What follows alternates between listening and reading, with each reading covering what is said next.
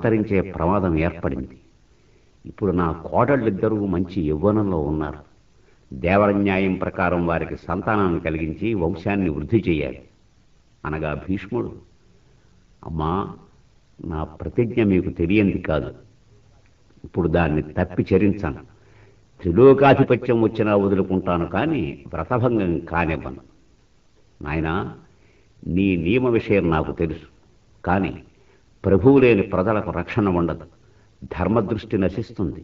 దేవతలకు సాధువులకు పూజా గౌరవం ఉండవు.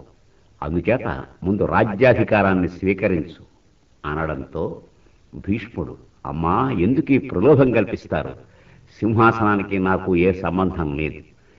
మరొక ఆలోచన ఏదైనా చూడండి అంటే అప్పుడు సత్యవతి, నాయనా, నాకు పరాశరుని అనుగ్రహం వల్ల కలిగిన వ్యాసుణ్ణి స్మరిస్తాను.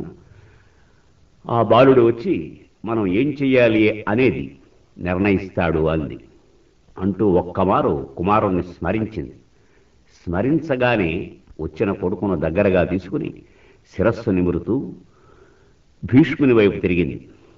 తిరిగి, నాయనా, నీకు కూడా ఈ కథంతా తెలిసే ఉంటుంది. ఈ వంశాన్ని నిలబెట్టవలసిన బాధ్యత భీష్ముడు స్వీకరించడం లేదు కనుక నువ్వు మార్గాంతరం చూడాలి అనగా, అమ్మా, దేవరన్యాయాన పుత్రులు కలగడం ధర్మబద్ధం.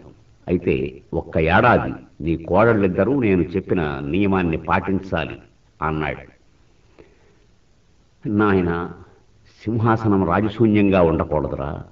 దానివల్ల ఎన్నో ఉపద్రవాలు వస్తాయి. ధర్మం నశిస్తుంది. అక్రమాలు చేసేవారు పెరుగుతారు.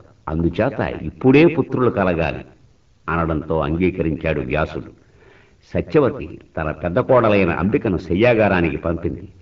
శయ్యాగారంలో గడ్డాలతో జటాజూటాలతో ఉన్న వ్యాసును చూచి భయంతో కన్నులు మూసుకుంది అంబిక. ఆమెకు పుత్రదానం చేసి తిరిగి వెడుతూ, అమ్మా, అంబిక, తన కన్నులు మూసుకున్న కారణంగా గ్రుడ్డివాడు పుడతాడు. బల పరాక్రమాలలో అంతటి వాడుండడు, కాని మాతృదోషం వల్ల అంధత్వం తప్పదు అనగానే సత్యవతి, హీనాంగం పృథివీపాలం నాభినందంతి దేవతాహ, వికలాంగుడు, అందులో అంధుడు, వీడు సింహాసనం ఎక్కే అధికారం లేదు కనుక అంబాలికకు యోగ్యుడైన పుత్రుణ్ణి అనుగ్రహించు అని అంబాలికను పంపింది. అంబాలిక లోపలికి వస్తూనే కంపిత దేహంతో ఆయనతో కలిసింది. తిరిగి వస్తూ వ్యాసుడు, అమ్మా, కంపిత దేహంతో రావడం వల్ల అంబాలికకు త్వగ్దోషం గల కుమారుడు కలుగుతాడు అంటే ఆవిడ, నాయనా, అంబికకే మరొక కుమారుని అనుగ్రహించు అంది. ఆ వికార రూపాన్ని భరించలేని అంబిక తన దాసిని అలంకరించి పంపింది. లోక విఖ్యాతుడైన మహర్షి అనుగ్రహం తనకు లభిస్తోందనే సంతోషంలో ఆ దాసి ఆయనకు సేవ చేసి సుఖంగా ఆయనతో శయనించింది. అప్పుడు వ్యాసుల వారు తిరిగి వెడుతూ, అమ్మా, నీ పెద్ద కోడలు తన దాసిని పంపింది.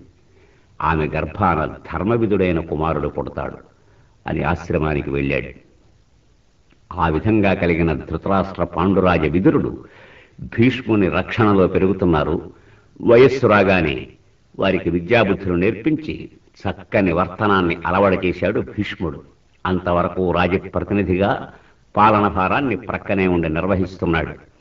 అలా పెరిగినటువంటి ధృతరాష్ట్ర పాండురాజులకు వివాహాలు జరపాలి అని సంకల్పించిన భీష్ముడు సుబలుని కుమార్తె అయిన గాంధారి గుణరూప శీలవతి అని గ్రహించి వర్తమానం పంపాడు. అక్కడ అంతఃపురంలో కలకలం పుట్టింది. జీవితానికి ప్రధానమైన కళ్ళు లేనివాడికి మన పిల్లని భార్యగా ఇవ్వడమా అని గుసగుసలాడుతుంటే గాంధారి, నాన్న, నేను ఆయననే వివాహం చేసుకుంటాను. ఏ క్షణంలో ఆయనను నా భర్తగా భావించానో ఆ క్షణంలోనే మరొక పురుషుడు నా మనసులోకి రాడు అని పరపురుష దర్శనం కూడా అంగీకరించక కన్నులకు గంతలు కట్టుకుంది గాంధారీదేవి. గాంధారితో పాటు ఆమె చెల్లెళ్ళు 10 మందిని కూడా ధృతరాష్ట్రునికిచ్చి వివాహం జరిపించారు. అందరినీ వెంటబెట్టుకుని వారి సోదరుడు శకుని హస్తినాపురం చేరాడు. పాండురాజుకి యోగ్యమైన భార్య ఎవరా అని ఆలోచిస్తూ కుంతిభోజన దత్తపుత్రిక అయిన కుంతి యోగ్యురాలు అని నిశ్చయించి కుంతితో వివాహం జరిపారు. ఆ తరువాయి మద్రదేశాధిపతి కూతురైనటువంటి మాద్రిని తీసుకొచ్చి వివాహం జరపడానికి నిశ్చయించారు. ఈ వార్త విన్నాడు శల్యుడు.